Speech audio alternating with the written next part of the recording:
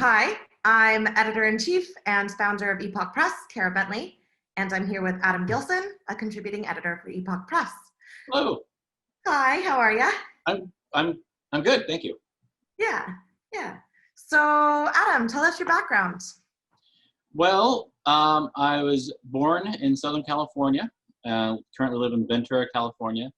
Went to for a very long time. I was a special education paraeducator, and then I finally decided to go back to school about 8 years ago,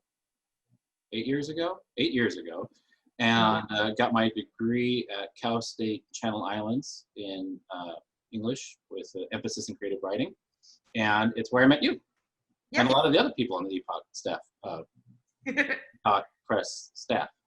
Yes. And now I'm a full-time stay-at-home dad, and I write kind of part-time and do this. Yes.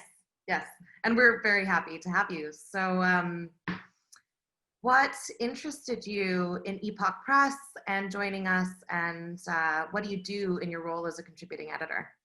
Well, what interested me was the mission statement, the inclusivity and giving a platform, not only just for the genre, which isn't very prevalent, the creative nonfiction. I mean, it's out there, but there doesn't seem to be as many literary journals that are just purely focused. No, let me rephrase. It's not just a literary journal. I mean, the larger scope of Epoch Press is literary journals with publishing books, children's books, any other, the sky's the limit in the creative nonfiction genre, which is awesome.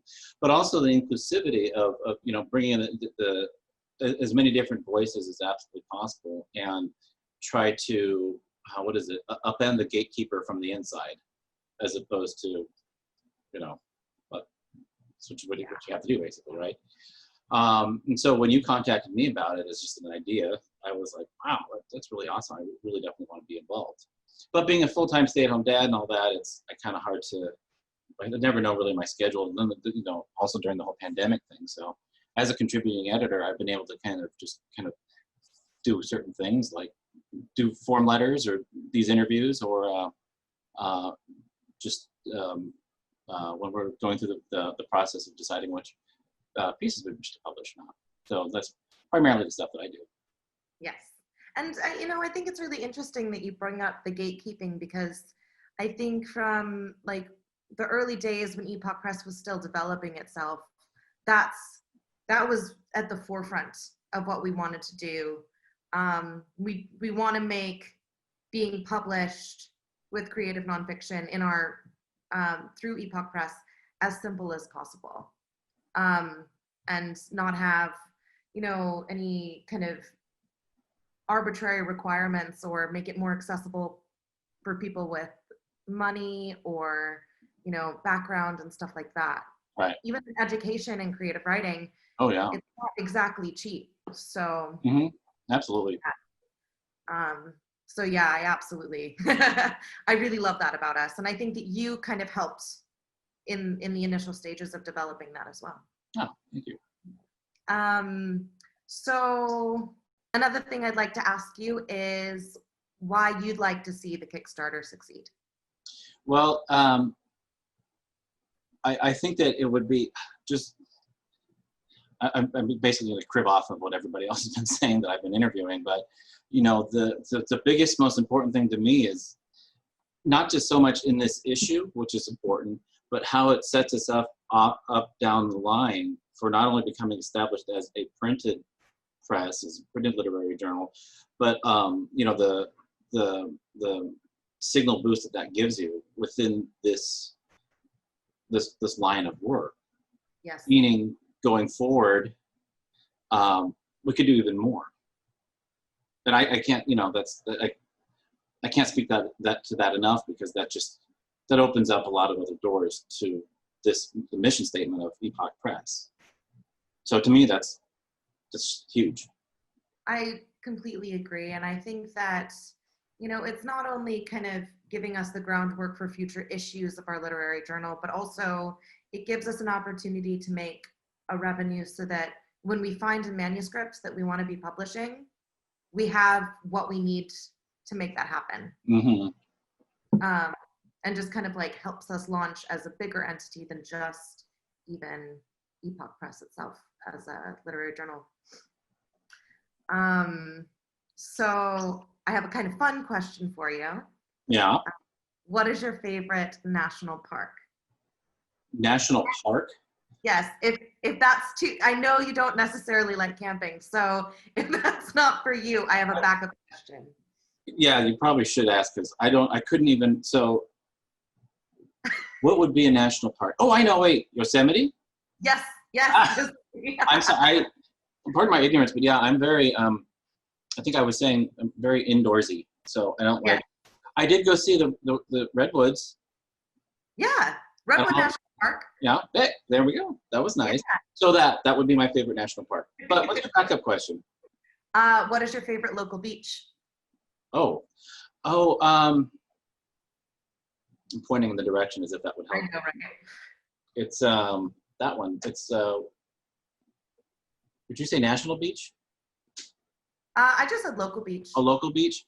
Okay, so I'm gonna have to say the place with the kitty.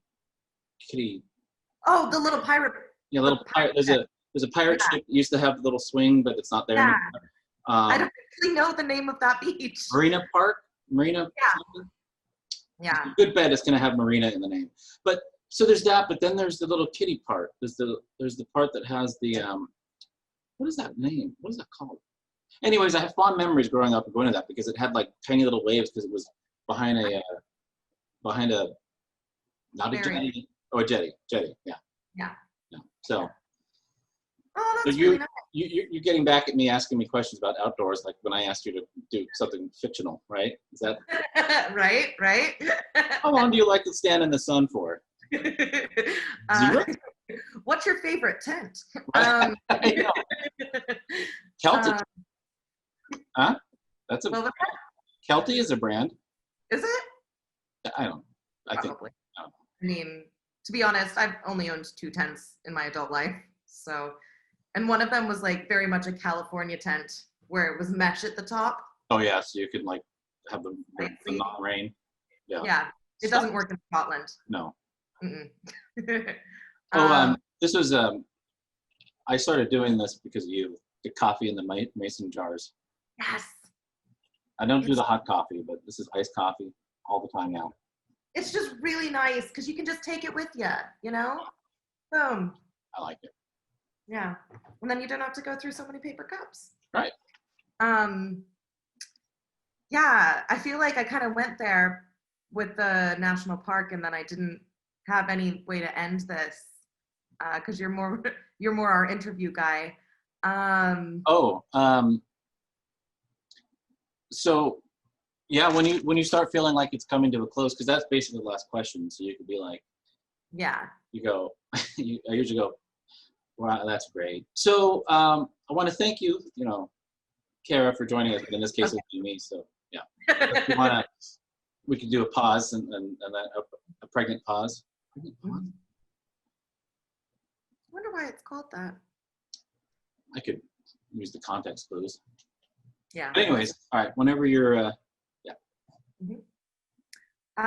So I want to thank you so much for talking with me today, and I want to thank the audience and everyone that's tuned in to watch our videos and our mini-series and get to know us a bit better. And we really hope that you'll submit your work to Epoch and donate to our Kickstarter. Thank you. Bye.